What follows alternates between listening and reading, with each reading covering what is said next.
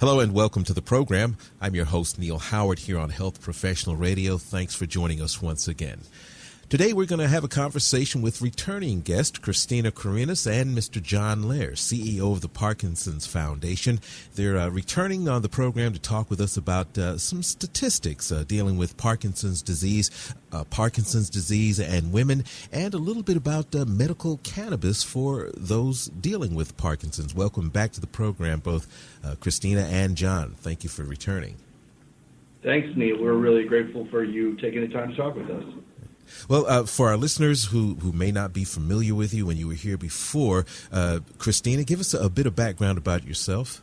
I'm Christina. I'm 34, and I've been living with young onset Parkinson's since I was 22 years old. And John, I did mention that you're president and CEO of the Parkinson's Foundation. A bit of your background, if you would. Sure. So I've been at the Parkinson's Foundation for about 2.5 years, and I've been a long-time healthcare, in the healthcare world, in the last number of years running disease-specific organizations like the Parkinson's Foundation. Glad that both of you are joining us on the program to talk about Parkinson's, specifically about Parkinson's and women. Christina, is there an unmet need when it comes to Parkinson's care, awareness, support, especially women who may be dealing with early onset Parkinson's, such as yourself, or young onset Parkinson's? You know, it's funny you mentioned that. My doctor always says that he loves having me as his patient because I'm so young and I'm still, dealing with hormones and monthly changes. And he says that totally affects your symptoms. So I think having a focus on women and what they go through, day to day with the month is definitely something that needs to be studied. And a lot of focus needs to be with everybody, I think, with Parkinson's, specifically, anybody who's suffering from the disease. And I was really lucky to have found the foundation because they really embrace you and steer you in the right direction once you get this diagnosis. When were you diagnosed? October of 2017. And you're 34 now? Yes, exactly. But I was 22 when my symptoms started. What were some of those symptoms? I mean, were you just a normal, active 22-year-old doing what you do, athletics? So I had just graduated from college, and I had started getting a job. I was trying to become a teacher, and I remember I was cutting with scissors the first time that I noticed my tremor in my hand, and I just couldn't get the scissors to function, and I knew something was wrong. I had a limp. I had a tremor in my leg. I would drag my foot. I would literally destroy pairs of shoes because I would drag my toes so much. Mm-hmm. And, just basically any normal symptom you would see in an older person, I started demonstrating as well. John, is this something rare? Are we raising awareness for something that we're not seeing a lot of, yet it exists out there on more than we know?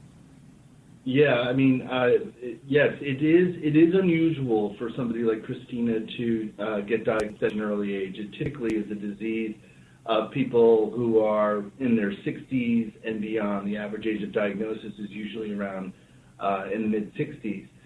So Christina is very unusual in the sense that she is both a woman because women tend to be diagnosed less than men, mm-hmm. And also because she's so young. But, in many ways, as Christina just said, it's so interesting because, she's of a certain age that, she still is experiencing, all the things that you would expect of a young woman. And so, that may be a key to our understanding and unlocking of Parkinson's because, as I mentioned earlier, more men than women get Parkinson's. So there may be some protective nature of hormones in women different from men. And so we have been working on a Women in PD initiative for the last 2 years, and a whole research agenda that we're going to take through to try and understand the differences between men and women. But as Christina said, there's so many things that when you have young onset that you have to consider differently than when you have adult onset, and then also when you're a woman of reproductive age. So there's a whole series of issues that we're going to be looking at related to women in PD in the coming years. Mm-hmm. What about the genetic aspects of Parkinson's? I mean, you're the mother of a couple of daughters. You're married to your high school sweetheart, understand. So things are moving, as John said, as you would expect, a young woman, on the go doing what you do. Asking how you find the time to bring awareness and do outreach work kind of a goofy question, but how do you manage family life along with this progressive disease? You know, everybody always asks me, they go, how would you do it? And I say, how do you do it? And I said that any mother in my position would do the same thing, that I don't think I'm doing anything special.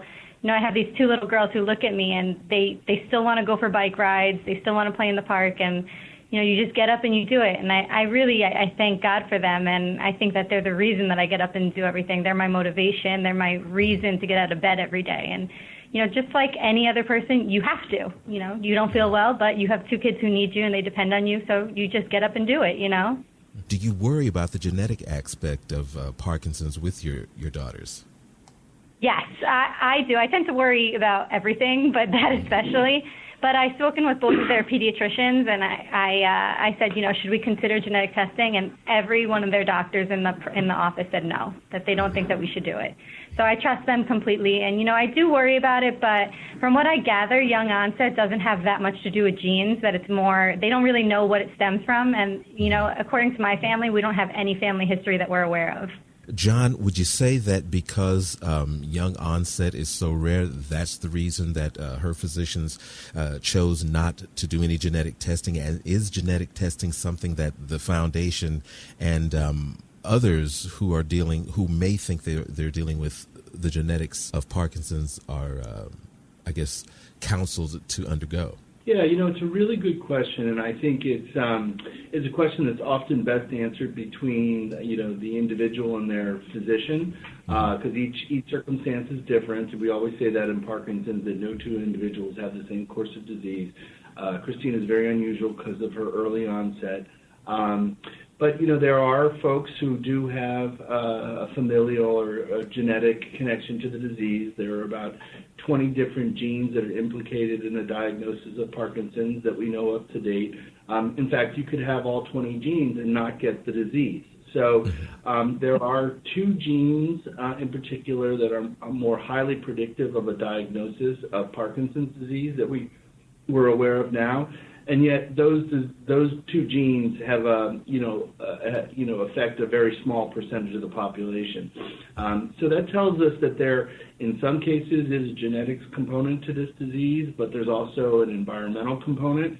And I think one of the things we're trying to figure out is what's the interplay between the two. And so, within the last year, we've launched a genetics initiative, PD Generation, to begin providing free genetic testing and counseling at a limited number of sites in the United States. We're going to start at 6 sites, and then we're going to expand. But mindful that is only for people who are already diagnosed with Parkinson's, not anybody who might be curious about whether or not they have it, just people who have the disease already. And then we'll bank that information in combination with their clinical data and see if we can determine, you know, predictive trends for both diagnosis and for prognosis. When it comes to the medical marijuana space or the cannabis space as it relates to the treatment of Parkinson's and related symptoms, John, what is the foundation's position on medical marijuana? And Christina, is that something that you use, or is it something that you may consider in the future or not? John? Yeah, so Neil, it's really a great question.